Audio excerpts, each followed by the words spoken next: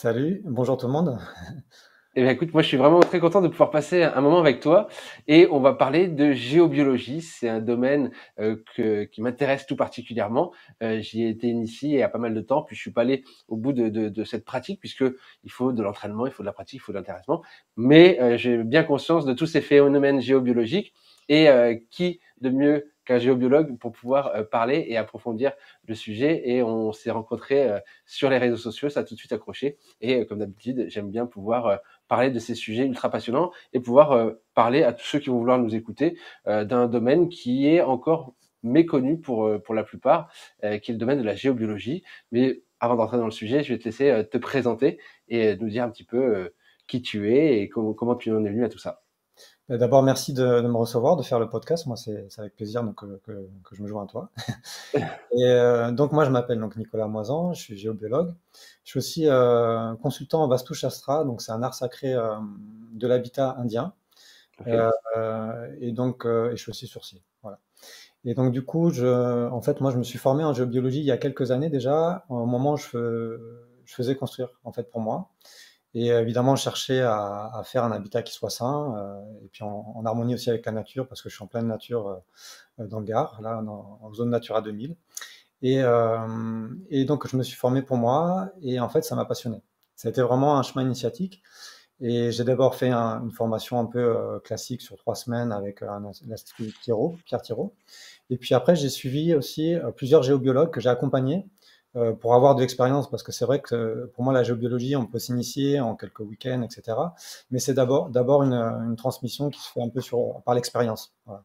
Et donc, j'ai accompagné des géobiologues, et puis je me continue à former encore aujourd'hui, donc en Vastu Shastra, avec une enseignante. Pareil, ça fait un an que je l'accompagne le temps que je peux pour me former à cette très belle discipline de l'habitat, l'harmonisation de l'habitat. C'est l'ancêtre du Feng Shui d'une certaine façon et qui est très complémentaire avec la géobiologie. Voilà. Et donc depuis, bah, j'interviens donc en tant que géobiologue, donc chez des particuliers principalement. Et puis je fais aussi des diagnostics électromagnétiques, donc c'est là aussi qu'on s'est rencontrés, parce qu'évidemment ça fait partie de la géobiologie, puisqu'on va travailler sur tout ce qui est toutes les perturbations en fait, tout ce qui fait qu'on se sent bien dans un lieu. Et évidemment l'environnement électromagnétique, ça en fait partie, c'est une partie importante même, surtout de plus en plus. Voilà. Donc, C'est ça, l'environnement sain, dans l'habitat sain, ça, voilà. ça comprend plusieurs choses, hein. On a bien évidemment tout ce qui va être assez terre à terre pour les gens et qui est compréhensif sur les ondes électriques, Wi-Fi, Bluetooth 5G, ce qui nous entoure et ce dont on entend parler beaucoup. Mais ce dont on entend moins parler, c'est vraiment la géobiologie, la géologie du sol, ce C'est qui va ça. se passer au niveau des réseaux d'eau, des réseaux Hartmann, des réseaux Curie, de tout un tas d'autres choses qui peuvent se passer dans ce monde qui est invisible, hein, autant que les ondes électromagnétiques sont invisibles et on a des appareils pour pouvoir les mesurer. Là aussi, c'est pareil, on a des outils pour pouvoir repérer ces zones de perturbation. Alors souvent, on fait un diagnostic géobiologique pour rechercher ces zones de perturbation, notamment un peu comme avec le diagnostic électromagnétique, c'est vraiment à l'endroit où on va être en statique, hein, ça va être la nuit, ça va être le bureau, ça va être le salon, ces endroits où on est en statique. Qu'est-ce qui peut nous perturber sur son fauteuil, sur son lit, sur sa chaise de bureau, à cet endroit-là? Qu'est-ce qui peut nous perturber? Et donc, quel est toi, en premier lieu, quand tu viens, quel est ton outil de prédilection? Qu'est-ce que tu vas rechercher en premier lieu, par exemple?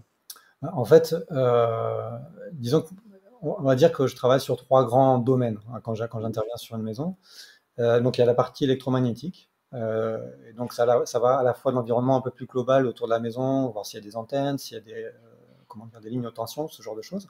Et Ouais. puis à l'intérieur de la maison, donc là on a les outils pour travailler dessus. On va travailler aussi sur la partie géobiologie plus naturelle, donc c'est ce que tu disais tout à l'heure. Et là on va travailler plutôt en radiesthésie, euh, Mhm. donc avec des baguettes de sourcier, enfin voilà, des pendules, etc. Donc là c'est une partie plus sensible, on va dire. Et puis je travaille aussi sur la partie un peu plus subtile encore, qui est sur les mémoires des lieux, sur tous les phénomènes voilà, aussi invisibles, autres que la géobiologie naturelle. Et moi là, je travaille aussi parce que enfin, dans mon parcours, je suis enseignement bouddhiste tibétain depuis un peu plus de 20 ans. Et donc il y a certaines pratiques qui sont aussi utilisées pour nettoyer les lieux. Donc voilà, je travaille aussi avec ces aspects-là. Donc ça va des choses très concrètes avec des outils de mesure qui sont objectivables à des choses plus subtiles. Voilà. Donc je travaille sur tout ce panel de choses et puis j'interviens aussi, donc, comme je te disais, en Vastu Shastra. Donc là, c'est encore une autre lecture des lieux avec l'orientation, la façon dont on répartit les espaces, Mhm. les entrées, etc. C'est un peu comme le yoga de l'habitat, si tu veux. C'est la même façon qu'en yoga, on va faire circuler l'énergie à l'intérieur du corps. Avec le Vastu Shastra, on va faire circuler l'énergie, le prana, dans l'habitat, pour qu'il y ait la vibration la plus haute, qui soit la plus soutenante aussi pour les personnes qui y vivent et leur activité. Voilà. Ok, donc il y a vraiment tout un tas d'aspects à prendre en compte Voilà. dans l'habitat quand on veut aller vraiment Ouais. au bout de la démarche. C'est vrai que quand on change les meubles, la disposition des meubles dans une pièce, eh bien, on ressent des choses différentes. Et parfois, on passe pas mal de temps à rechanger les meubles une fois, deux fois, trois fois. Même des fois, l'orientation d'un meuble dans une pièce va changer l'harmonie de la pièce et on s'en rend compte sans vraiment s'en rendre compte finalement. C'est toujours assez subtil. Et, euh, Pardon. et donc là, l'idée, c'est d'informer d'abord en premier lieu sur la géobiologie pure, tout ce qui est le côté plus subtil. On en viendra un petit peu après. Et donc, quelles sont les choses qui peuvent perturber finalement une pièce de vie ou un endroit de vie en géobiologie? Hmm. Alors, juste pour revenir sur ce que tu disais, c'est vrai qu'il y a des lieux où naturellement on rentre dans un lieu et on ne se sent pas bien. Donc là, ça va être assez immédiat et en fonction de sa sensibilité, évidemment. Et donc, bon, là, il y a tous ces phénomènes à décrypter. Et puis, des fois, c'est un peu plus, on va dire, subtil, dans le sens, c'est avec le temps qu'on se rend compte qu'on a moins d'énergie, on se réveille le matin, on est moins en forme, ce genre de choses, ou qu'il y a des blocages, etc. Donc, voilà, c'est un peu ça peut prendre différentes formes. Et donc, pour revenir à la géobiologie naturelle, donc les différents phénomènes là qu'on va retrouver, donc en dehors de la partie électromagnétique, hein, on est d'accord, C'est on y ça. reviendra après. Donc effectivement, d'abord, souvent, là, il y a l'eau souterraine, donc les passages d'eau souterraine. Donc ça, c'est souterrain. C'est vraiment des choses qu'on rencontre très régulièrement et qui a vraiment un impact assez fort. Alors, en particulier quand on est, par exemple, le lit est sur une veine d'eau, par exemple, évidemment, ça a un effet dévitalisant. L'énergie va être un peu plombée aussi, hein, dans un lieu où il y a de l'eau au niveau géologique. Et puis, bah, le sommeil est perturbé. Voilà. Ça veut dire que sous notre maison, on a de l'eau qui passe, une nappe phréatique ou quelque chose, de l'eau qui passe sous la terre, alors à une profondeur qui peut être des fois Voilà, 8, 10, 20, 30 mètres, mais ça, ça va avoir un impact au niveau énergétique sur ce qui se passe au-dessus, c'est ça? exactement. En fait, alors il y a différentes choses, mais la circulation, le passage d'eau, le fait qu'il y ait une circulation, ça va émettre en fait un champ magnétique, hein. Ok. Et donc, ce passage-là, il va avoir un effet effectivement à la surface. Et alors, plus c'est profond et plus il y a un débit important, évidemment, plus l'impact va être important. Ouais. Ok. Voilà. Et en particulier, comme tu disais tout à l'heure, au moment du sommeil, c'est les moments où on est le plus vulnérable à ce type de phénomène, en fait. Parce que notre corps, naturellement, il a des défenses, en fait, mais qui sont plus souples, on va dire, au moment où on dort. Donc, voilà. Et oui. Et donc là, première solution, face à une source de pollution, c'est la non-exposition. On essaie de Exactement. changer le lit de place. Exactement, hein. Donc la chose la plus simple, c'est effectivement de déplacer le lit. Et au moins, enfin voilà. Et après, évidemment, il y a des situations où c'est pas possible. Et là, donc il y a plein de façons de travailler avec ça. Et bon, selon les géobiologues, ils vont travailler différemment. Mais on peut travailler avec des pierres levées. On peut travailler avec des fers à béton ou des cuivres, un peu comme une forme d'acupuncture du sol. Mhm. Donc à partir de l'extérieur de la maison, hein, par exemple, et qui va donc pas déplacer les veines d'eau parce que ça on sait pas faire, mais par contre on peut limiter ou neutraliser l'impact magnétique ou énergétique d'une veine d'eau à la surface. Ok. Ça, Voilà. c'est déjà pas mal de se dire, on arrive Ouais, ouais, à mettre le doigt sur un problème et finalement on peut agir dessus. ouais, et c'est très très net, hein, je veux dire. Enfin moi dans mon expérience que j'ai là quand j'interviens chez des gens, bon bah il y a un passage. Alors souvent les différents phénomènes comment dire, se juxtaposent, hein. Un phénomène seul, bon, il y a un impact, mais quand il y a plusieurs phénomènes qui sont ensemble, par exemple, quand il y a à la fois cette perturbation avec l'eau, et puis en plus, bah, je sais pas, il y a des histoires électromagnétiques, bah, ça va amplifier tous les phénomènes. Donc en fait, c'est l'accumulation de différents phénomènes qui fait que vraiment le lieu il devient pathogène, par exemple. Voilà. Ouais. Ok. Voilà. Donc là, la veine d'eau qui passe sous la maison, c'est une chose. Qu'est-ce qu'il peut y avoir d'autre au niveau géobiologie? Alors après, il y a les failles géologiques, alors ça peut être humide, sec, etc. Ok. Ça, c'est un phénomène qui est assez fort aussi. Alors moi, j'habite dans le Gard et donc avec un sol qui est avec ses dégruyères, quoi, et des grottes partout. Et il y a beaucoup de cavités, voilà, ce genre de phénomène. Et donc là aussi, c'est vraiment quelque chose qui est assez fort. c'est assez fort. Ouais. Donc, bon, souvent, c'est les maisons où il y a des failles, même il y a des géobiologues qui appellent ça des maisons à cancer. Parce qu'il y a ce fameux rayon vert, enfin, ce rayon gamma là, qui ressort des failles, donc c'est les énergies de la Terre, hein, qui ressortent à cet endroit-là, et qui peuvent avoir même un impact important, même pour la santé. Voilà. Ok. Qu'est-ce qu'on fait à ce moment-là? Pareil, on peut déplacer, on peut agir? Alors l'idéal, c'est effectivement de ne pas être dessus, et puis quand c'est pas possible, on peut travailler pareil avec des pierres levées. Voilà, il y a différentes façons de travailler dessus. Ouais, tout à Ok. fait. Ouais. Bon. En Vastushastra, on va travailler par exemple avec des petits cubes de marbre, par exemple. Voilà, Ok. voilà, donc il y a différentes façons d'aborder. Et ce qui est intéressant d'ailleurs, c'est de voir que selon les traditions, alors dans le Feng Shui, dans la Vastushastra, en géobiologie, voilà, il y a différentes façons de travailler. On va retrouver les phénomènes, si vous voulez, en fait, on va les retrouver dans toutes les traditions. Et la façon de travailler avec ça, en fonction des approches, va être différente. Voilà, il y a différentes approches de la géobiologie aussi. Voilà, Oui, et puis des différentes sensibilités par rapport à tous les géobiologues aussi, et exactement. les enseignements et la pratique, hein. Ouais, Il y a tout à fait. vraiment différentes choses. Le but étant de trouver une solution qui fonctionne. Voilà. C'est vrai qu'il y a des approches géobiologiques qui vont être, entre guillemets, plus à ne pas être sur ces phénomènes pathogènes, d'autres qui vont les corriger, les neutraliser. Il y en a qui vont travailler au niveau énergétique. Bon, il y a plein de façons d'approcher ça. Mais c'est vrai que quand on travaille sur des failles, par exemple, pour moi, on est vraiment dans la matière et c'est important qu'il y ait quelque chose qui soit posé. Voilà. Moi, j'aime beaucoup la pratique très terre à terre, hein, à vrai Ouais, dire. J'aime bien que les choses soient assez tangibles et qu'on puisse vérifier ce qu'on fait, ce qu'on dit, et y apporter une réponse matérielle. ouais, J'aime bien cet aspect-là, moi. En tout cas, c'est comme ça que ça me parle ouais, personnellement. ouais.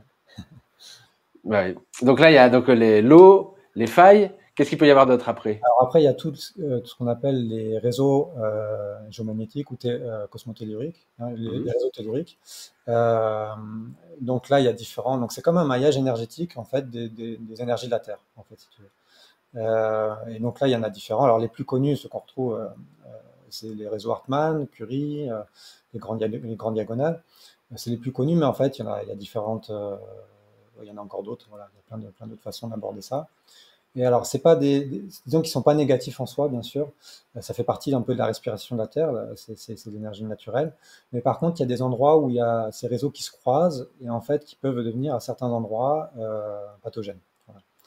Voilà. Donc là, c'est quelque chose. Alors, c'est, disons que on est quand même déjà dans quelque chose qui est subtil en termes de ressenti. Donc on peut, là, c'est qu'on va travailler en radiesthésie avec des baguettes, il y en a qui vont travailler avec des antennes léchères, il y en a qui vont travailler avec des pendules, ou même avec les mains. Voilà, c'est quelque chose qu'on peut ressentir petit à petit aussi. Et puis on travaille avec ce type de phénomène. Disons quand on se trouve sur ce type d'endroit, ben, on le ressent de plus en plus. Voilà. Donc maintenant c'est pareil. Puis maintenant quand je suis sur une veine d'eau, bon, ben, je vais le vérifier, mais je le ressens au niveau de mon corps subtil. Quoi. Ok. Donc là, ces croisements, ça représente bien un point précis, à un aplomb. Voilà, c'est quelque chose de très précis quand même, hein. Oui, C'est oui, ça? c'est des endroits. Là, c'est pareil. On va regarder en particulier au niveau des chambres, au niveau du lit, s'il y a ces croisements au niveau du lit, au niveau des canapés, au niveau des endroits où on passe du temps. Voilà. C'est là où on va vérifier euh, voilà, s'il y a des points un peu pathogènes. Voilà. Et là, encore une fois, la première réponse, c'est de déplacer l'endroit où on est, et ensuite, on peut avoir une action aussi sur ces choses-là. Alors là, c'est quand même des phénomènes qui sont, alors pareil, qui vont être influencés aussi par l'environnement électromagnétique, par exemple. Il y a Ok. des réseaux qui vont, quand il y a des pollutions magnétiques, par exemple, les réseaux peuvent être déplacés ou être. En fait, il y a un quadrillage qui est théoriquement assez régulier, mais Ouais. évidemment, dans la réalité, ce quadrillage, il est beaucoup moins régulier. D'accord. Parce qu'il va être influencé par d'autres phénomènes. C'est quand même des réseaux qui sont assez souples, on va dire comme ça. Donc, que ce soit Ok. des phénomènes électromagnétiques ou ce qu'il y a dans le sol, par exemple. Des maisons où il y a une faille, bah, le réseau au niveau enfin, le réseau tellurique va être aussi vachement, comment dire, enfin, tordu, on va dire comme ça. Ouais, ouais, déplacer, influencer, et ça Régulier. peut agir comme ça. Ok. Donc ça, c'est pareil. Encore une fois, il y a des outils pour pouvoir les trouver Et, et et- pour et- voilà, pour les trouver, effectivement, pour les détecter. Ouais, ouais, tout à fait. C'est ça. Parle-nous un peu de tout ce qui va être vortex, cheminée cosmotellurique. C'est des choses que j'ai entendu parler aussi. Alors, j'ai pas toute la connaissance sur ces choses-là, mais on peut en retrouver aussi. Qu'est-ce que le genre de phénomène c'est ça? Alors oui, alors dans l'habitat, ce qu'on va pouvoir retrouver un peu plus, enfin, disons, plus régulièrement, c'est plutôt les cheminées. Les vortex, c'est quand même des phénomènes qui sont un peu plus rares, on va dire. On va retrouver dans la nature, Ok. mais aussi dans des lieux sacrés ou dans des églises, ou dans la nature à des points particuliers. Surtout quand on va retrouver des dolmens ou des menhirs, souvent c'est un peu aussi ce type de phénomène qu'on va retrouver. Ok. Mais les cheminées cosmotelluriques, c'est un peu plus fréquent. C'est on va dire, comme des respirations de la Terre, hein, entre les énergies de la Terre et du ciel. Donc, voilà, on est vraiment dans des respirations.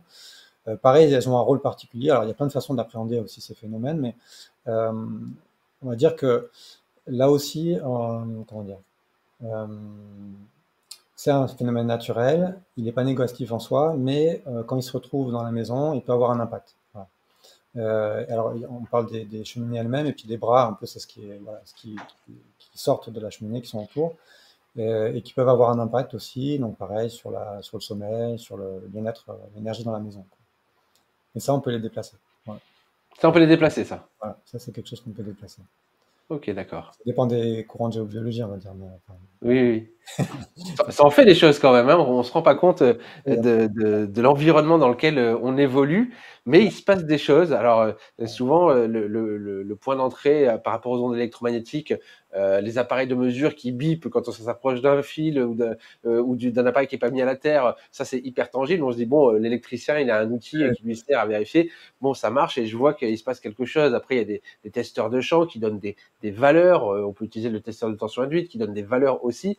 Et c'est vrai que c'est une première approche pour se dire effectivement il y a bien des choses invisibles qu'on peut mesurer mm, et on a affaire du coup à un métier qui date pas d'hier, hein, qui permet avec certains outils et de la pratique de pouvoir aussi mettre le doigt sur des choses invisibles. Je sais que pour certains ça peut être assez loufoque, mais moi pour l'avoir vécu, avoir testé, utiliser des baguettes, utiliser un pendule, utiliser tous ces outils-là, effectivement, c'est assez surprenant de pouvoir trouver ou avoir des interprétations face à des choses comme ça.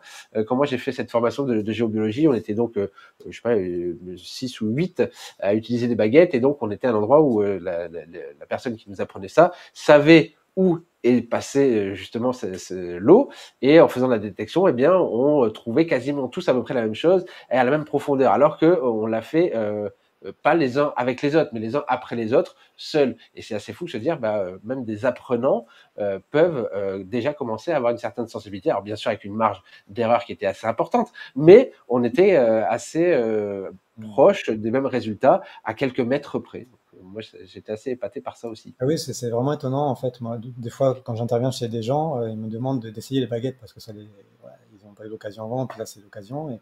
Et c'est assez surprenant comment j'allais dire en quelques minutes, mais en une heure ou deux, on peut déjà commencer à sentir un peu la réaction de la baguette, ou le pendule. En fait, mais pour moi, ces outils-là, c'est vraiment, moi, comme je les perçois, c'est des extensions de notre corps subtil. C'est-à-dire que c'est pas la baguette en elle-même qui est magique, ou voilà, c'est pas la baguette d'Harry Potter. Simplement, c'est comme des antennes qui nous permettent d'affiner une sensibilité. Voilà. Et en fait, et plus on travaille avec ça, plus en fait, dans notre corps subtil, chacun à sa façon, on va ressentir ces phénomènes. Voilà. Oui, oui, après, c'est un autre cheminement Mm. sur notre propre sensibilité. Ça va de pair avec ce qu'on va appeler le développement personnel et la compréhension. Alors, c'est pas du tout de la spiritualité, hein, c'est vraiment essayer de comprendre ce qui se passe au-delà de la matière et d'accepter que certains phénomènes imperceptibles aient bien une réalité dans ce qu'on vit tous les jours. Là, faut vraiment avoir envie d'aller creuser un peu plus loin et de chercher au-delà de soi-même cet aspect-là. Mais on va revenir un petit peu à la compréhension de l'habitat sain. Euh, Toi, quand tu vas faire une intervention chez quelqu'un, donc tu vas chercher toutes ces problématiques qui pourraient. D'ailleurs, est-ce qu'on a oublié quelque chose qui pourrait avoir lieu dans une habitation et dont on n'en a pas parlé au niveau géobiologie? Il y a tout aussi ce qui est de l'ordre des ondes de forme, là. C'est-à-dire s'il y a des angles, des choses, enfin euh, comment dire, la forme de la maison, ce genre de choses qui peut avoir. Donc là aussi, c'est quand même subtil, mais alors, par exemple en Feng Shui, quand il y a un angle avec une flèche qui nous arrive dessus, on appelle ça une flèche justement. Donc sur notre corps subtil, encore ça a un impact. Voilà, c'est ce genre de Là où choses. il y a une arête, tu veux dire là où il y a une arête? Exactement, voilà, c'est ça. C'est vrai Et que moi, je me souviens de mon grand-père qui lui faisait des maisons. Dans les angles en haut, c'était toujours arrondi. voilà, c'est ça. Voilà. Par exemple, Aujourd'hui, on a des angles parfaits partout, quoi. le fait de les compagnons, par exemple, sur les poutres, ils chanfreinaient les angles pour que justement il n'y a pas un angle saillant et qui soit un peu agressif. Mais ça, c'est des choses que naturellement, dans le savoir-faire des anciens, en fait, qui étaient présents, mais qu'on a un peu perdu. C'est vrai que ouais, tout était beaucoup plus arrondi et aujourd'hui nos meubles sont très saillants, tout est très droit et rectiligne, alors que finalement l'arrondi est beaucoup plus naturel que l'angle. Ouais. Bon, je pense à ça. Voilà. Ouais, non, non, mais c'est intéressant de comprendre aussi ces choses-là. C'est beaucoup de choses sur lesquelles on met pas le doigt rapidement, puis si on s'y intéresse pas, on n'y pense pas.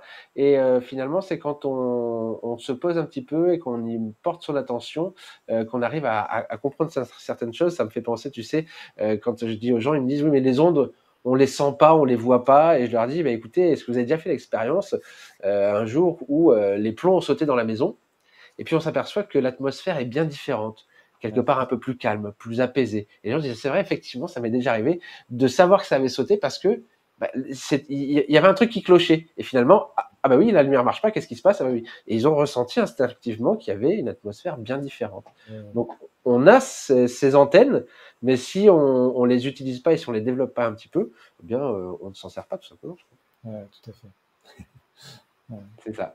Donc là, voilà. Donc là, on a fait un peu le tour, non? Moi, j'ai pas Ouais, toute la connaissance, mais c'est déjà pas mal. c'est déjà pas mal. C'est déjà pas mal toutes ces perturbations qui peuvent Ouais.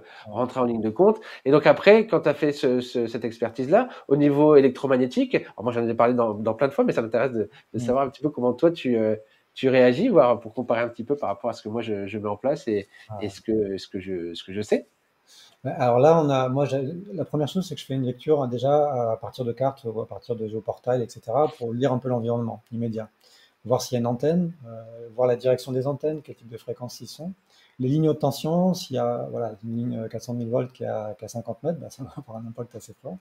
Je veux voir aussi, par exemple, s'il y a une ligne TGV, ce genre de choses, parce que c'est pareil, c'est comme des lignes haute tension. Donc ça, c'est la première chose, plus l'environnement immédiat. Et puis après, une fois que je suis sur place, donc je vais prendre différentes mesures. Je vais travailler à la fois sur alors, les basses fréquences, donc ça, c'est vraiment l'électricité domestique. C'est Donc ça. là, j'ai un appareil qui prend les champs électriques, les champs magnétiques. Euh, Mhm. et donc, je vais avoir une mesure d'ambiance, et puis après, je vais avoir une mesure spécifique au niveau des chambres, en particulier, de la tête de lit. Parce qu'en fait, l'environnement électrique autour de la tête de lit, c'est vraiment celui qui est pour moi le plus à regarder et celui qui a le plus d'impact parce que c'est sur notre sommeil, c'est sur, C'est ça. voilà, et on passe du temps dessus. Et souvent, on retrouve, voilà, il y a plein de choses à dire autour de la tête de lit et ce qui s'y trouve. Donc, peut-être on aura l'occasion de Oh parler. bah si, vas-y, hein, développe, hein. C'est toujours intéressant de faire une piqûre de rappel aux gens parce que beaucoup ont pris de bonnes habitudes, certains le savent, mais voilà, je pense que c'est important de rapidement réévoquer ces Et en choses-là. fait, tout simplement, quand on a des objets qui sont branchés sous tension autour de notre. Donc, ça va, souvent, c'est le téléphone qui est chargé. Ça, on le retrouve à chaque fois. Et donc, bah, il y a deux choses. Bon, là, il y a la pollution du téléphone lui-même s'il n'est pas en mode avion, par exemple. Mais le fait qu'il soit branché, ben là, on a un champ électrique qui va être en permanence toute la nuit à côté de notre tête, donc ça a un impact. Donc, c'est les lampes de chevet, c'est les réveils électriques, ça peut être, alors, je ne parle pas de la box, mais ça arrive. Voilà, il y a plein de. Et puis, des fois, c'est aussi derrière la tête de lit, en fait, je sais pas, il y a des câbles électriques qui peuvent passer, des multiprises. Éventuellement, si la cloison est un peu fine, derrière la cloison, je sais pas, il va y avoir le frigo ou des choses comme ça, des appareils qui vont être branchés, qui vont avoir un impact aussi dans la chambre. Voilà, ce genre de choses qu'on peut retrouver. Et donc voilà, là, on pourrait développer sur chacun de ces choses-là. Mais Ah oui, non, mais c'est ça, plus le lit avec une structure alors, métallique qui peut être voilà, impactant. C'est exactement. le lit électrique qui est lui-même pas relié à la terre. Enfin, tous ces phénomènes-là, et même les câbles électriques qui passent dans les murs C'est avec les ça. rails à placo, tout ça rayonne. Et donc, des fois, une tête de lit Voilà, des matériaux qui sont utilisés. Si c'est derrière une brique ou des murs anciens, ça va avoir moins d'impact. Si c'est sur une maison en bois, parce que moi je suis dans une maison en bois, donc j'étais très sensibilisé à la question. Et en fait, oui, moi j'ai refait tout mon système électrique en fait, au moment où je me formais, parce que c'était quoi, un mois avant que l'électricien commence à intervenir. Donc j'ai refait toute mon électricité juste avant. Enfin, bon, il était content, mais voilà, je suis content d'avoir fait. Parce ça que c'est sûr, hein, c'est les chalets et les mobil-hommes, on se rend pas compte, mais c'est des choses qui rayonnent très très fort. Alors heureusement que quand on est en vacances dans un mobil-home, on passe du temps à l'extérieur et qu'on se connecte à la terre, mais à l'intérieur, moi j'ai fait des mesures assez surprenantes avec tous les câbles qui passent dessous, les murs qui sont très fins, le toit qui est très bas. Ouais. C'est Mais ce qui est impressionnant, en tout cas, c'est qu'il y a vraiment des solutions. C'est ça, oui, sur tout ce qui est basse fréquence, là, c'est vraiment assez simple souvent à mettre en place. on a la main dessus. Et le fait de s'éloigner de la source, des fois, les champs électriques tombent très vite. Donc, des fois, il suffit de décaler d'un mètre un appareil pour qu'on ne soit plus impacté pendant le sommeil, par exemple. Donc, ouais, il y a vraiment des choses très simples à mettre en place à ce niveau. Ouais. C'est ça. Mais alors, le phénomène d'éloignement permet d'éviter la tension induite. Moi, j'incite quand même les gens à débrancher la télé qui est au pied de leur lit parce qu'il y a cet effet ionisant de toute façon qui se diffuse et qui vaut mieux couper. Hein. Dès qu'on branche un appareil dans le mur, on ouvre un robinet, on le débranche, on ferme un robinet. Pour moi, c'est très simple Ouais, et aussi basique que ça. Tant qu'on le comprend pas, voilà. ouais. Est-ce que tu as un petit conseil au niveau? Ouais, Vas-y. justement, c'est un conseil, l'histoire des lampes de chevet qui ont deux broches, en fait, tu sais. Hmm. Il faut savoir qu'il y a un sens pour les brancher. Et en fait, si on branche dans le mauvais sens, entre guillemets, même quand quand, enfin, quand la lumière va pas être allumée, le courant va circuler après l'interrupteur, va circuler dans l'appareil et va être coupé qu'à la fin. Parce qu'en fait, l'interrupteur il va couper qu'un des deux fils. Donc si c'est pas la phase qui coupe, si c'est le neutre, il va circuler dans tout l'appareil avant d'être coupé. Donc, ça veut dire que même la nuit, quand on a la lampe éteinte, il y a un champ électrique qui va être émis par la lampe. Et ça, en fait, c'est tout simple. Il suffit d'un stylo testeur. Je vais te montrer. Avec un stylo testeur comme ça, là, ça coûte une dizaine d'euros. Si l'appareil s'allume après, après l'interrupteur, ça veut dire qu'il n'est pas branché dans le bon sens. Et donc, on le remet dans le bon sens. Et là, on va tout de suite avoir une atmosphère qui est beaucoup plus saine dans la chambre. Ouais. C'est le genre de vidéo quand je fais ce type de vidéo et c'est vrai que les gens sont assez surpris de se dire quoi, il y a un sens pour brancher la lampe. Ça marche. Il n'y a pas vraiment un sens, mais voilà, l'impact du bouton. Alors les jeunes, oui, mais vous avez quand même changé le bouton par un bouton bipolaire. Voilà. Oui, enfin bon, là, il suffit juste de savoir et de mesurer et une fois que c'est fait, quoi. Ouais, mes clients, souvent, ils mettent une petite gommette ou un truc comme ça, un petit signe sur la prise pour savoir dans quel sens se brancher. Mais c'est la même chose pour les lampes dans le salon, parce qu'on ne se Et rend pas toujours compte. Toutes les lampes, en fait, hein, on aura toujours un champ électrique à partir de la prise jusqu'au bouton. Mais entre le bouton et l'ampoule, on peut vraiment jouer là-dessus. Et si on peut le faire, autant le faire. D'ailleurs, le premier conseil que je donne aux gens qui ont tu sais, des fois, ils ont un beau luminaire comme ça dans le salon, juste à côté de leur fauteuil, et ils allument ce luminaire en hiver. Quand il fait un peu de nuit, mais il est toujours là, il est toujours branché. Et en fait, la pollution est quand même assez extraordinaire, parce qu'en plus, souvent, c'est structure métallique, donc ça amplifie encore les choses. Il suffit juste de débrancher, ça reste joli, et quand on veut l'utiliser, on le branche tout simplement. ouais, tout à fait. Et ça, c'est très, très palpable, quoi, hein, avec le stylo, là, le fait que ça se voit tout de suite. Ouais. Ouais. Quel est le genre de réaction que tu as face aux clients où quand tu leur montres, ah bah regardez, ici il y a ça, ici il y a ça, ici il y a ça. Est-ce Et que c'est plutôt de la peur ou est-ce que du coup, enfin, alors, moi je le sais, hein. ils sont un petit peu, qui connaissent un petit peu de certaines choses et tout, mais il y en a beaucoup qui sont très surpris, par exemple, sur l'histoire du sens, là, des prises avec deux broches. Mm. Ils sont toujours un peu, voilà, on ne savait pas, et c'est quand même étonnant, quoi, qu'on nous le dise pas. Pourquoi on nous le dit pas? Voilà, c'est un peu Ça, c'est encore autre chose. Pourquoi on ne nous dit pas pourquoi les chargeurs sont pas reliés à la terre? ça. Pourquoi Et après, il y a beaucoup de gens aussi qui mettent des œillères complets face à ça, hein. Moi, j'en suis Ouais, confronté quasiment tous les jours sur les réseaux, hein, qui nous disent que ça n'a pas d'impact sur la santé, qu'il n'y a rien de prouvé. Bon, ben voilà, on est encore sur une histoire ouais, on lit les études des lobbies et on ne lit pas les études de ceux qui étudient ça. Mais ça, c'est encore autre chose. J'ai arrêté d'essayer de convaincre chacun. Moi, maintenant, je me base sur le principe de précaution. Tu vois, je me dis que chacun est apte à comprendre certaines choses et à appliquer un principe de précaution s'il a envie. Si j'ai pas envie de prendre 1 milligramme de poison, j'ai le droit de ne pas avoir envie de le prendre, même si ça me fait absolument rien. C'est mon propre principe de précaution. Et si tu veux pas le faire, ne le fais pas.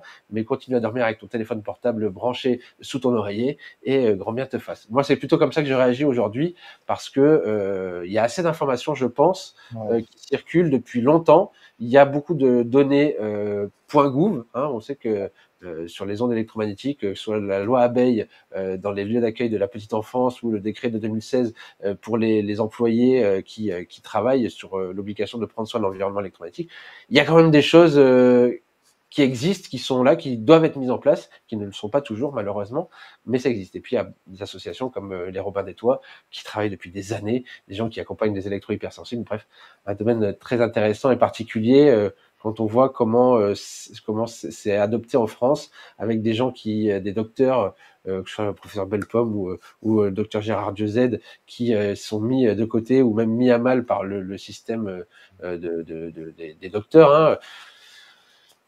Voilà, moi j'ai arrêté d'essayer de convaincre, chacun fait comme il veut, mais on peut mesurer ça, on peut faire ça. Et donc après, voilà, au niveau on a parlé des champs électriques, Il j'en y a ai plusieurs choses quand souvent même parlé. pour Ouais, ce que tu dis, c'est que bon, déjà maintenant l'ANSES a reconnu l'électrosensibilité comme une pathologie depuis 2018, donc c'est vraiment, ça fait partie des choses. Et c'est quelque chose que je rencontre de plus en plus. Les personnes électrosensibles, et étant moi-même, alors il y a différents degrés, mais électrosensible, jusqu'à un certain point, c'est quelque chose qui m'intéresse aussi. En fait, ça fait partie des choses qui ont fait que je me suis vraiment sensibilisé à la question de l'électromagnétisme parce que je me rendais compte que moi-même, j'étais pas bien dans certains environnements. Donc voilà, c'était. Et une chose qui est assez flagrante, c'est quand on parle des différentes normes qui existent alors en France, qui sont celles de l'OMS, on peut comparer avec les normes de certains pays, comme la Suisse, comme l'Autriche, il y a plein de temps qui sont des fois 10 à 100 fois moins élevées que celles qui sont valables en France. Donc là, ça donne quand même des repères aussi dans ce qui est supportable par le corps humain ou pas. Voilà. Et après, on est plus ou moins sensible, dans les faits, directement. Mais sur le long terme, il y a quand même des choses à dire. moi je me réfère à la biologie hein, pour les normes, pour essayer d'avoir quelque chose de finalement assez restrictif, mais qui donne un ordre d'idée où voilà, on va essayer de se prémunir au maximum et d'avoir un principe de précaution. Hmm. Voilà. En tout cas, moi c'est là-dessus que En je général, je donne les normes légales et puis je leur donne aussi les normes de précaution, donc c'est celles Mhm.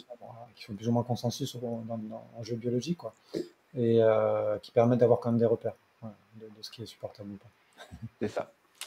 Face aux ondes haute fréquence. Oui, là aussi, il y a énormément de choses à dire. Ouais. Euh, mais c'est vrai que, bon, alors dans l'habitat, moi, bon, évidemment, on peut parler des antennes 5G, etc. Mais dans l'habitat, ce que je retrouve qui a vraiment un impact très fort, c'est les Wi-Fi qu'on retrouve partout. Alors, en plus des téléphones, mais les Wi-Fi, c'est vraiment des objets qui ont avec des puissances de plus en plus élevées et qui sont allumés en permanence. Alors évidemment, si on a la campagne, on a la sienne et on est un peu maître de sa box, on peut l'éteindre la nuit. Moi, c'est ce que je recommande. Au moins, si vous ne pouvez pas vous en passer la journée, quand vous n'en servez pas, et la nuit, éteignez-la ou enlever le Wi-Fi tout simplement. Mais quand on est en ville, c'est plus compliqué. Voilà. Parce que dans un appartement, on va capter une dizaine de Wi-Fi et bon, ça a un impact. C'est ça, c'est ça. Alors moi, j'ai toujours cette question subsidiaire des gens qui vivent justement avec un voisin qui a la box juste à côté de sa chambre. Et du coup, les gens me demandent, mais comment je peux faire pour mon voisin? J'en ai déjà parlé, il veut pas savoir. Est-ce que je propose une solution. Est-ce que toi, t'en as une?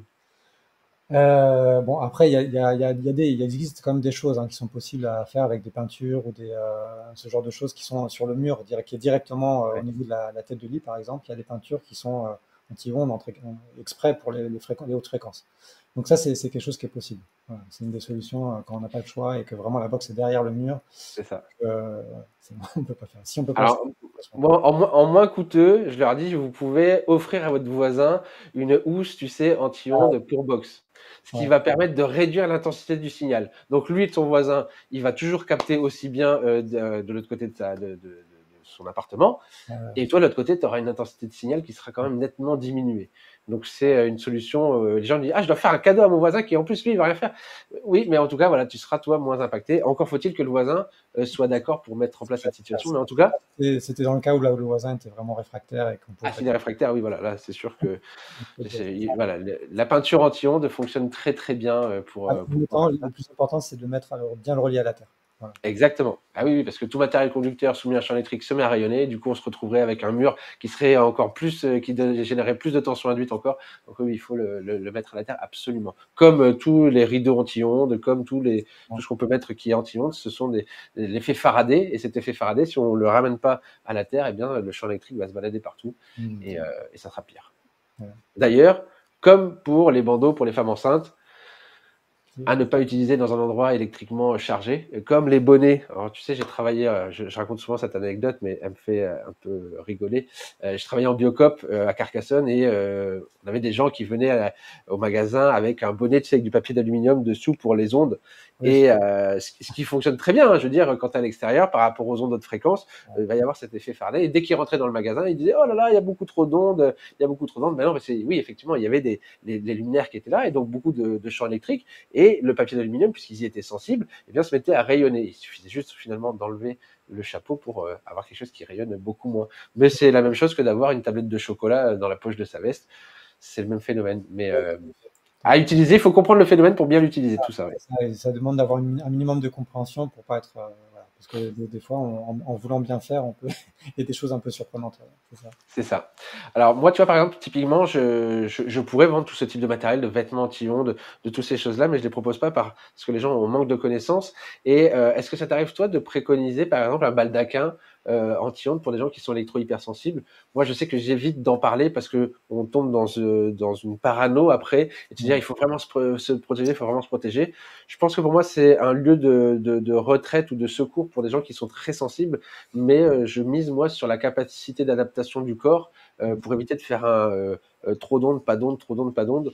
Et est-ce que toi, tu arrives à préconiser ou ça t'arrive ou pas? C'est-à-dire qu'en même temps, quand moi je fais une expertise, je vais leur donner des données, etc., j'essaye de les rassurer aussi en disant qu'il y a des choses qui sont possibles à faire, on fait autant qu'on peut, et en même temps, le fait de ne pas non plus devenir complètement parano. Alors, il y a des gens qui sont vraiment électrosensibles, et là, effectivement, il y a des choses à mettre en place qui vont plus loin que dans un diagnostic classique. Mais bah, c'est dur de se couper complètement des téléphones, de tout ce que Ah l'environnement oui. dans lequel on vit. Donc, oui, oui, et je pense que notre corps a quand même une capacité à s'adapter. Et souvent, ce que j'ai remarqué aussi dans des gens qui ont vraiment des crises très fortes d'électrosensibilité, il y a quand même c'est des gens souvent qui traversent aussi des chocs émotionnels, des deuils, des burn-out, etc., qui fait que le corps lui-même a moins de capacité à répondre à un environnement qui est un peu hostile. Et donc voilà, et ce qui est rassurant, c'est que en travaillant à la fois sur leur exposition, donc il y a des périodes où ils ont besoin de vraiment limiter très fortement leur exposition, et en même temps en travaillant sur eux de façon thérapeutique, etc. Au moment où ils vont mieux, il y a quand même des choses qui, voilà, c'est possible de ressortir d'une crise très aiguë d'électrosensibilité on a toujours une sensibilité, mais moins forte. Voilà. C'est- Quels sont alors tu disais émotionnels, est-ce qu'il y a des causes plus particulières que tu as pu remarquer chez les électro-hypersensibles? Moi, les gens me disent, je sais pas si je suis électro-hypersensible, mais alors moi, ma réponse, c'est si vous étiez électro-hypersensible, vous le sauriez. Est-ce que toi, tu le ressens comme ça aussi? euh, des fois, il y a aussi des gens qui sont un peu électrosensibles, mais qui mettent pas aussi qui savent pas que ça vient de là. Donc D'accord. ça, disons que, euh, mais je pense que, disons que les symptômes, enfin, ce qui est un peu difficile, c'est que les symptômes, bah, ça pourrait être des symptômes qui sont liés à d'autres choses, en fait. Donc, avant d'arriver à recouper que c'est bien parce qu'il y a, il y a une source particulière de pollution électrique que je suis pas bien, c'est pas tout le temps évident. Et c'est pour ça que quand on fait un diagnostic, qu'on vient mettre des valeurs, qu'on vient mettre des chiffres, il y a des gens, moi, qui m'ont vraiment remercié parce que je suis pas folle, quoi. Voilà. Ok, il y avait quand même quelque chose de fort et c'est pas que dans ma tête. Voilà. Parce que encore une fois, c'est pas forcément reconnu. Un médecin classique, il va pas forcément orienter vers ça non plus. Tout le Et monde pas au courant, pas informé non plus, hein. est donc, et ça, ça dépend des pays. Il y a des pays où cette pathologie, elle est beaucoup mieux prise en charge et beaucoup mieux reconnue, tout simplement. Et donc, pour les gens qui souffrent de ça, bah, c'est plus facile aussi. Ouais, Ouais. ouais. Il y a un truc dont on n'a pas évoqué et qui revient souvent et il revient, et c'est quelque chose ouais, qui revient souvent. Puis à un moment donné, les gens se disent, et le Linky? Ça allait venir de toute façon. Ouais. Ah oui, oui, pour moi, Linky, ça fait partie des choses sur lesquelles je travaille systématiquement. Parce que avec la Wi-Fi, le Linky, pour moi, c'est aussi une des pollutions les plus importantes dans les maisons.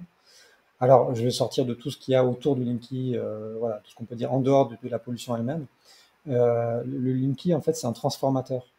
C'est-à-dire que l'électricité qui sort du Linky, il y a, en plus du 50 Hz, il y a l'électricité, enfin, le CPL, ou ce qu'on appelle l'électricité sale, qui va ressortir, qui va circuler sur l'ensemble du réseau électrique de la maison. Donc la pollution, elle n'est pas simplement, enfin, pas vraiment au niveau du compteur lui-même. Il y a un peu il y en a un petit peu, mais c'est pas la principale pour moi. C'est vraiment sur l'ensemble du réseau, il y a des ondes pulsées, c'est des choses qui sont assez agressives hein, pour le corps, qui vont rayonner partout dans la maison. Là aussi, en fonction du type de matériaux, par exemple dans des maisons en bois où il y a beaucoup plus de perméabilité au niveau des matériaux, bah là, l'impact, moi, il y a des maisons en bois où il y a le Linky, où s'il n'y a pas un filtre dessus, bah, je suis pas bien quoi, tout de suite. Je vais le sentir tout de suite. Par exemple. Et donc, ce qui est rassurant, c'est que là, il y a quand même des choses très objectives, enfin, comment dire, très concrètes, pratiques à mettre en place. Il y a des filtres voilà, qui existent, qu'on peut mettre sur les filtres eux-mêmes. Il y a différents types de filtres, mais voilà, il y a des choses qui peuvent limiter justement cette pollution d'électricité sale qui circule dans la maison.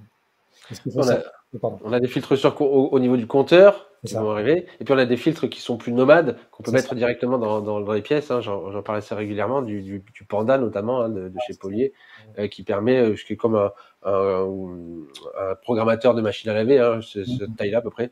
On le Ouais. met dans le mur, et en fait, ce que ça fait, c'est que ça va réduire l'intensité des petites ondes que tu expliques, tu le sais, qui vont sur les grandes ondes du 50 Hz. Mhm. Et ça permet vraiment, en plus, d'avoir des outils de mesure hein, Mhm. où on voit bien avant, après. Est-ce que tu as un conseil pour l'utilisation? Est-ce que c'est quelque chose qu'on peut mettre en place même sans avoir de sensibilité? Plutôt dans la chambre? Plutôt Alors, d'une façon générale, je recommande quand même de le faire au niveau du compteur, mais là, ça demande plutôt un électricien d'intervenir.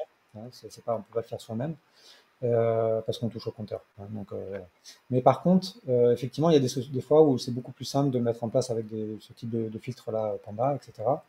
Euh, et des fois, il faut en mettre deux ou trois pour que ce soit vraiment efficace, c'est-à-dire que au niveau à la sortie du compteur, puis au niveau de la chambre, effectivement. Voilà. Et là, c'est vrai que c'est simple à mettre en place. Donc, ça peut être une solution. Ça n'a pas exactement les mêmes. Il y a certains, par exemple, les onduleurs de panneaux électriques vont aussi émettre de l'électricité sale. Et donc voilà, des fois, il y a certains fils qui ne vont pas jouer sur toutes les fréquences. Voilà, c'est un peu la limite qu'il peut y avoir. Et ce que je voulais dire, c'est que oui, cette électricité sale, en fait, c'est des pics en fait, qui sont très irréguliers. C'est pour ça que pour notre corps, c'est difficile de s'adapter. Quand une fréquence elle est régulière, notre corps s'adapte plus facilement. Là, sur les hyperfréquences, c'est des paquets d'informations qui arrivent. C'est la partie intelligente du compteur.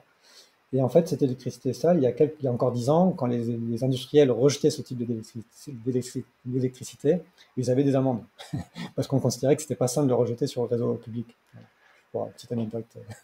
de- voilà. ouais, c'est les mêmes choses que comment dire, avoir Internet par les prises de courant. En fait, Oui, le CPL, c'est ça aussi. Et donc il y a des gens qui augmentent ça, qui sont capables de mettre aussi des répétiteurs Wi-Fi dans les pièces à l'étage. Enfin, on arrive à trouver des grosses sources de on pollution. ça dans tout ce qui est dans les Airbnb, les gîtes, etc. Pour effectivement, souvent. C'est Dans les ça. prisons. Ouais. Ouais. Ouais. Dernier quid, et pas des moindres, parce que c'est toujours un sujet, le quid du panneau solaire. Les gens me disent toujours, j'ai installé des panneaux solaires Mm. sur le toit, j'ai la maison qui est mansardée, j'ai mon lit qui est juste en dessous. Est-ce que là, il y a des choses à faire, des matériaux qu'on pourrait justement aussi utiliser pour contrecarrer tout ça? Comment ça marche avec l'onduleur? Où est Ouais. le courant alternatif? Où est le courant continu? C'est toujours quelque chose qui est Mm. mécompris. Oui, c'est une bonne question. Enfin, pour moi, la pollution en termes électriques, en tout cas, principale, c'est au niveau de l'onduleur. C'est-à-dire Ouais. que l'onduleur, et puis pareil, l'électricité, en fait, le fait de transformer un courant, courant continu en courant alternatif, voilà. Là, à nouveau, dans le réseau électrique domestique, il va y avoir cette électricité sale qui va circuler. Voilà. Donc c'est là que ça a le principal pollution pour moi. Le panneau en lui-même, c'est pas ça qui va avoir le plus d'influence, même si là, ça a un autre niveau plus subtil. Pour moi, le fait d'avoir vraiment un panneau vraiment au-dessus du lit, par exemple, au niveau des énergies du ciel et de la terre, ça peut avoir un impact. Mais là, on est sur un autre domaine. C'est pas au niveau des pollutions électriques. OK, d'accord, OK. Ouais. Oui, donc finalement, il y a aussi cet effet, hein, moi je vois certaines personnes qui ont très peur de choses qu'ils ne connaissent pas et qui se font des films sur des choses et ils se disent: «Ils ont des a priori» et donc des fois, il faut, essayer de bien comprendre le phénomène pour éviter de somatiser sur certaines choses. Je crois que c'est aussi, très important Et d'apporter de la compréhension autour de ça parce que, des fois, il y a des mécompréhensions et des gens qui, moi, m'appellent avec des peurs paniques de choses ou qui ont vu sur internet, qui ont, lu quelque chose, qui ont entendu quelque chose et qui finalement, se font peur, hein. Le but, c'est ça, vraiment pas de se faire peur, hein. euh, C'est vraiment de comprendre tout ça pour justement agir avec bon sens, hein. Oui, puis quand on commence dans cette zone de panique, souvent, bah, on commence à avoir des symptômes en plus. C'est ça, aussi. parce que notre corps est un peu réagit d'une façon ou d'une autre. Non, c'est vrai que il y a des choses à savoir, il y a des choses à mettre en place, mais il faut aussi pas tomber pour moi, c'est important de pas tomber dans quelque chose de trop extrême dans l'autre sens. C'est Ouais. ça, c'est ça. Bon, alors sur le dernier point de la géobiologie, est-ce qu'on parlait sur le côté un peu plus subtil, qu'est-ce que tu vas pouvoir arriver à détecter? Alors, tu parles de la mémoire des murs, essayer d'aborder un petit peu le sujet pour avoir la compréhension de ce qui peut se passer. Moi, par exemple, j'ai acheté une maison de 1975 où il y a eu un seul propriétaire, toute une famille qui y a vécu. Voilà, quand on arrive dans ce type de maison, qu'est-ce qu'on doit faire? Qu'est-ce qui a pu se passer? Qu'est-ce qui peut rester? Ouais, l'histoire des mémoires, en fait, c'est assez simple, c'est-à-dire que quand il y a des choses des émotions qui sont vécues dans un lieu, alors plus elles sont fortes, plus elles sont répétées, plus elles vont s'imprégner dans la matière. Enfin, c'est comme ça que je le comprends. Et donc, plus elles vont, en fait, il y a comme une espèce de, je sais pas comment exprimer, je trouve pas le mot. Enfin bref, il y a un résidu, voilà, énergétique qui va rester dans le lieu. Évidemment, bah, en fait, c'est comme si on est avec quelqu'un qui ressent une émotion, si on est un peu sensible, on va ressentir son émotion. Et un lieu où il y a vraiment des choses importantes qui sont, enfin, fortes qui sont passées, bah, ça va rester. Donc quand on est dans celui-là, on va être imprégné par cette émotion quelque part. C'est un peu l'idée. Donc plus c'est fort, voilà, il y a dans des cas extrêmes où il y a des violences très fortes, etc. Ben, on arrive dans un lieu, on se sent pas bien tout de suite. Donc ça peut être de la tristesse, ça peut être la colère, ça peut être voilà, de la peur, ça peut être ce genre de choses. Et plus là c'est pareil, on est plus ou moins sensible, hein, il y a des gens qui sont plus ou moins sensibles. Euh, mais il y a des lieux, voilà. Alors ça va de choses très fortes ou simplement une famille qui a vécu là. Alors c'est dans les deux sens, hein, les mémoires. Ça peut être des choses très un peu fortes négativement entre guillemets et des choses positives. Un lieu où il y a eu une famille qui a vécu avec beaucoup de joie, etc. Ben on arrive, on se sent bien. C'est dans les deux sens. Ce qui est difficile des fois, c'est de faire la part de chance entre ce que je ressens, ce qui m'appartient, et ce qui m'appartient pas. Voilà. Et après, comment on travaille avec ça? Et ben dans toutes les, alors il y a les mémoires qui sont vraiment comme ça dans les murs, hein, et puis il y a les mémoires des lieux. Donc là, c'est des mémoires qui sont plus anciennes. Il y a l'histoire du lieu. Voilà. Même avant qu'il y ait une construction, par exemple, on parle des anciens champs de bataille ou des choses comme ça. Là aussi, il peut y avoir aussi un impact sur la qualité de l'habitat, quoi, de l'énergie de l'habitat. Évidemment. Si vous vous baladez, je sais pas, dans certains châteaux, dans les catacombes, etc. Bon, il y a des fois, on ressent des choses voilà, qui peuvent être assez fortes. Voilà. Ok, ok. Bon, là, c'est pour ceux qui comprennent ces phénomènes et qui ont envie d'aller un peu plus loin. Voilà, on Voilà, des effets de poltergeist sur les champs de Verdun. Voilà, il y a beaucoup de gens voilà, c'est qui ça. ont. Mais c'est encore différent hein, le fait d'avoir des entités. Là, je parle vraiment de la mémoire. C'est encore autre chose. Voilà, la mémoire. Donc, c'est l'ambiance finalement. Ce qui Mm. pourrait arriver aussi dans une maison neuve, c'est-à-dire quelqu'un qui fait construire une maison, ils y vivent pendant 4 5 ans et revendent leur maison. Finalement, les murs se sont déjà imprégnés de ça. Euh, alors, il y a, je sais pas pourquoi je pense à ça et du coup, je vais le dire. Il y en a, on parle aussi de pas, enfin, il y en a qui disent de pas acheter de vêtements d'occasion parce que finalement, la personne qui a porté ce vêtement, en fonction de ce qu'elle a pu vivre ou de son émotion ou autre, eh bien, on pourrait avoir ça aussi. Ça peut aussi, effectivement, sur les objets. Donc, effectivement, les vêtements. Alors, souvent, quand je travaille sur des lieux, comment dire, les dressings, c'est des endroits où bah, c'est assez chargé en Ok, termes d'émotions, en termes de choses, parce qu'effectivement, là aussi, ça imprègne. Bon, après, il y a des choses d'occasion qui sont très bien. Je suis pas contre l'occasion en général. Hein, voilà, il faut sentir. On ouais, peut développer une sensibilité avec ça. Et puis, pareil sur les meubles et les lits et les matelas en particulier.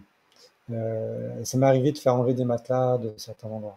On peut nettoyer, on peut faire des choses, mais des fois, un vieux matelas où il y a une personne qui a passé sa fin de vie, mais vraiment avec une souffrance, avec une maladie, avec une dépression, bah ça a un impact. Enfin, c'est comme ça que je ressens en tout cas. Ça a un impact sur la personne qui va l'utiliser après. Ça peut- ok. Et là, concrètement, les gens qui nous écoutent et qui se disent, putain, il y a des trucs que j'ai pas fait, j'achète sur des choses sur Vinted, qu'est-ce qu'ils peuvent faire? Ils vont pas jeter toute leur armoire? Est-ce qu'il y a quelque chose d'assez, Enfin, quand on travaille sur les mémoires, donc si c'est des mémoires qui sont un peu en surface, qui sont pas très fortes, etc., il suffit des fois de passer un encens, voilà, alors, il y a plein de façons de nettoyer ça, hein. Ouais, je pense à un encens, hein, par exemple, mais il y a différents types d'encens. Mais après, sur des mémoires qui sont plus fortes sur des lieux, ça suffit pas. Donc, des fois, on entend des recettes magiques, ouais, juste il suffit de passer un peu d'encens dans la maison et c'est bon, il n'y a plus de mort. Bon, sur des choses plus fortes, il y a dans toutes les traditions spirituelles, on va dire, il y a des pratiques un peu plus fortes qui permettent de travailler sur ce type de phénomène. Ok. Bon, bah, vraiment, on a fait une approche globale de tout ça, de l'habitat sain finalement. Hein. C'est pas aussi simple et en même temps, une fois qu'on connaît, eh bien, on sait qu'il y a ça, plus ça, plus ça, plus ça, plus ça. On arrive à faire un diagnostic.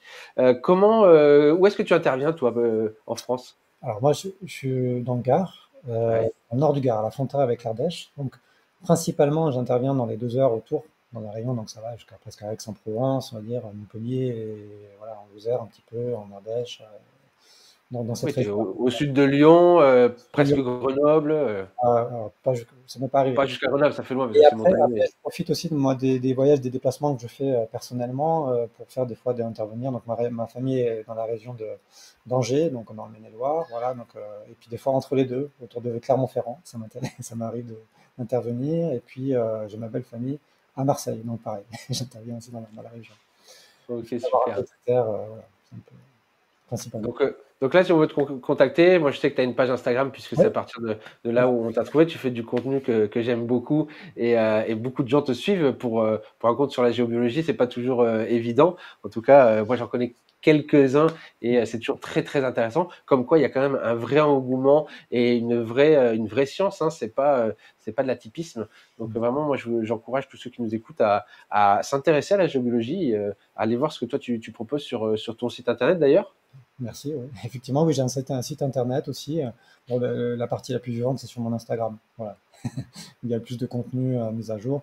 Sur mes prestations, c'est un peu plus sur mon site internet. Oui, bon, moi je suis pareil, hein. Instagram c'est plutôt une vitrine et puis après il y a le site internet qui permet de trouver toutes les actions concrètes. Donc ouais, ouais, bah, écoute, en tout cas merci pour tout cet échange parce que bah, moi j'ai appris quelques trucs quand même dont Merci à j'étais pas toi. tout à fait à jour sur certaines choses et j'espère que ceux qui nous ont écoutés ben, auront envie d'aller un petit peu plus loin, de comprendre et s'ils ont envie de te joindre directement peut-être en message sur Insta ou Je- directement par mail. Par mail, voilà, sur ma page Instagram, j'ai mes coordonnées. Donc, Ok. disponible, voilà, par téléphone, par mail. Dernière question quand même, est-ce que toi tu pratiques le earthing? Oui, alors, et et pas si longtemps que ça, en fait, ça fait longtemps que j'en ai entendu parler, mais on m'a offert récemment un tapis earthing, et donc j'ai expérimenté un peu plus. Ça m'intriguait depuis un bout de temps, et j'avoue que je suis assez convaincu par ça. Je trouve que le principe est chouette, et de toute façon, le fait qu'on ne soit pas relié en permanence à la Terre, je pense que c'est quelque chose qui explique beaucoup de nos inflammations, nos problèmes de santé. Et bah, c'est une bonne solution pour, à défaut de pouvoir être en connexion permanente à la Terre, voilà, de pouvoir utiliser ces tapis, par exemple. Bah écoute, merci Nico. Je te dis à bientôt. On se retrouve. Je vais laisser toutes les informations en description pour savoir où te contacter. Et puis, bah, au plaisir de pouvoir se rencontrer peut-être un de ces jours. Avec plaisir, avec plaisir. Allez, salut! À bientôt. Salut.